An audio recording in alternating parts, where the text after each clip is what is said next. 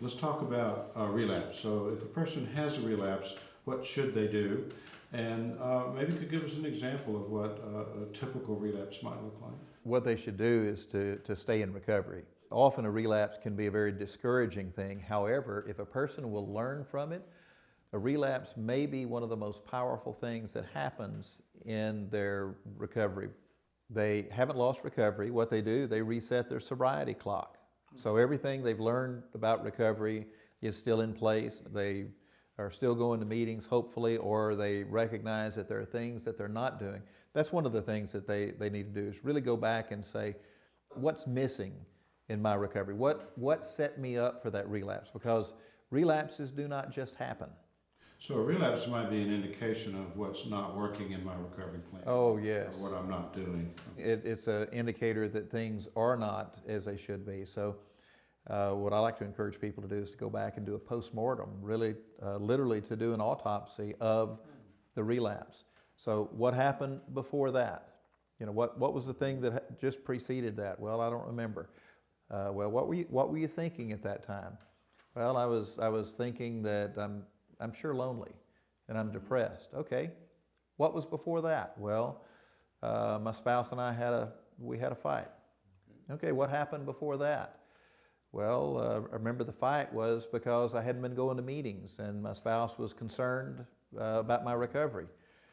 What happened before that? Well, hadn't been going to meetings for 3 weeks. You know, and so just keep going back and seeing what are the factors that have contributed to the slip or the relapse. It sounds like you might have a checklist of what a healthy recovery might look like. Are you going to meetings? Are you talking to your sponsor? So what are the things you might ask for in a postmortem? Meeting attendance, number one. What kind of accountability is there, not only with the sponsor, but with other people who are in recovery? And again, I like to use a circle of 5, to have 5 people that a person is accountable to, 5 people that they've given permission to ask them the tough questions. And by the way, the tough questions are not, hey, how are you doing? Tough questions are, I know you were out of town on business last week. Tell me what you did for your recovery. Tell me what the evening was like when you were alone. What were you doing to stay in a good place? Questions like that. So what kind of accountability do they have? Are they doing step work? Are they reading? Are those in place? Are they taking place? Or has something fallen by the wayside? Give me a common scenario, which you might hear that somebody in relapse. When we were talking recently, I gave you a different scenario for a person that was on a trip that had a slip. The same scenario for that person.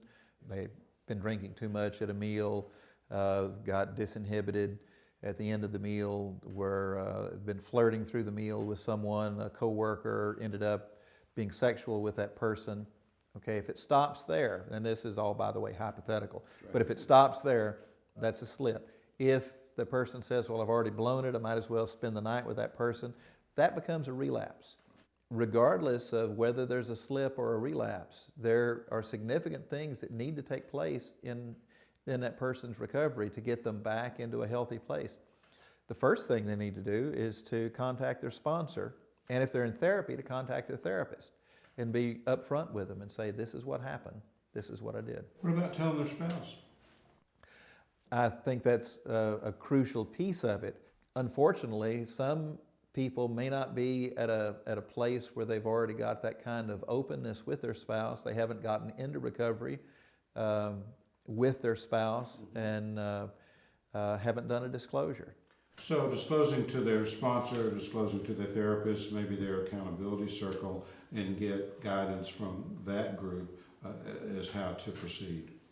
Especially working with a therapist. If they're working with a therapist who has expertise in working with sexual addiction, they'll talk to them about how to do it with how to reveal that to their spouse.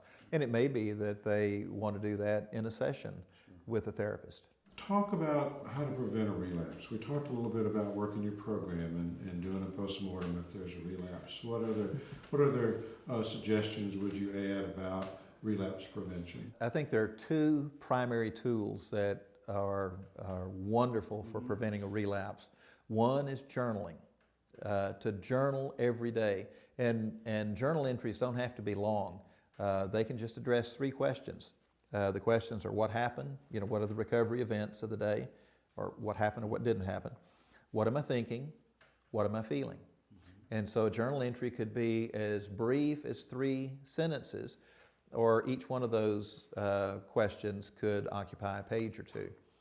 If a person is journaling every day and they go back once a week and read those journal entries, then they're going to be tipped off a long time before there is a slip or a relapse. Because if this is good recovery and down here is a slip or a relapse, and they're making 5 meetings a week or 4 meetings a week, they're meeting with their sponsor, they're doing all of these things, journaling, good accountability, and they notice their meeting attendance is dropping off, and they notice that maybe they're not spending as much time reading as they were, and they see what's happening here, that progression.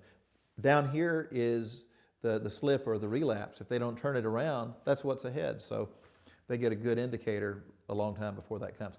The second piece is to use the recovery point system.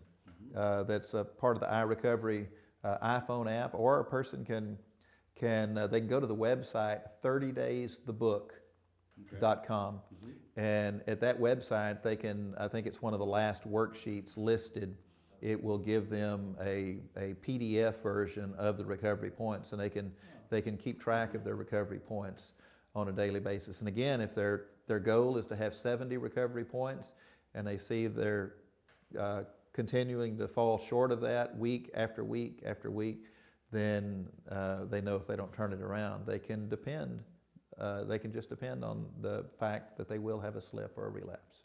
So if somebody is pretty careful and conscientious about their program, then they ought to have a reasonable expectation that they wouldn't have a relapse or a slip. Yes, slips and relapses don't just happen. They are set up in a person's life by not giving diligent attention to recovery. Recovery must be a lifestyle. Recovery must permeate every part of a person's being, every decision they make, the friends that they keep, how they spend their time, how they spend their money. Recovery is not something that's done Tuesday night at 7 o'clock, but it's something that's done every moment of every day.